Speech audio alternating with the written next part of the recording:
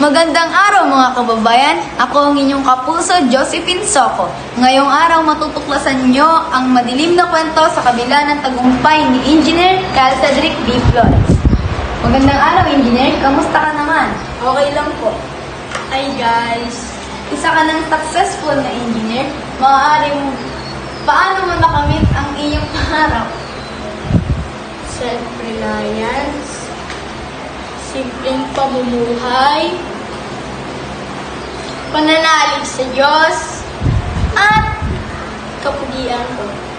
Wow naman! Maaari mo bang ikwento sa amin ang mga pinagdaanan mo? Opo, kami namamasyal. Habang pauwi kami, ay may hindi inaasahang pangyayari.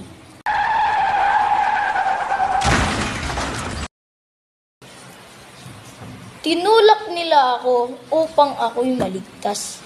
Ngunit ang aking mga magulang ay hindi nakaligtas. Pakisagutan sa inyong notebook. Cedric, tulog ka na naman! Sorry po ma'am, hindi lang po kasi ako nakatulog kagabi sa sobrang dami kong gawain. Ang daming gawain, hindi ka nga nakakapag-process ng project mo? Sorry po, magpapasa po ako bukas ma'am. Sige, papayagan kita. Ito, ginawa ka na namin para di ka nakapag-alitan. Salamat naman sobra. Wala ka naman. Hindi, pagkain mo. O, brigada. Salamat. Kailangan mo naman ito yung pagkain.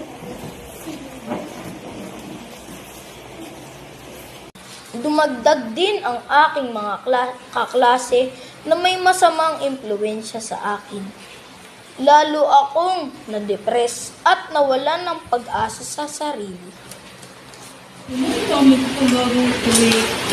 Naniwala ka sa Diyos para manalig ka, naniniwala ka sa iyo.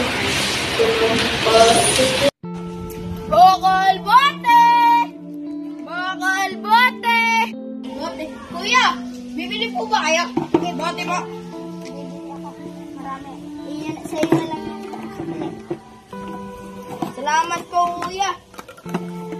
Makakatulong po sa akin po ng madami dahil po ay nag-aaral po at Cedric! Sa ngalan na... Good morning, ma'am. Ito po yung mga proyekto ko. Buti naman, nagpasa ka pa. Ma! Pa! Engineer na ako! Ito po, DIY na flowers para po sa inyo. Hanga kami sa iyo dahil sa kabila ng mga pagsubok mo, nalutasan mo ito. Thank you for having me here. Ang payo ko sa inyo ay never give up no matter the circumstances.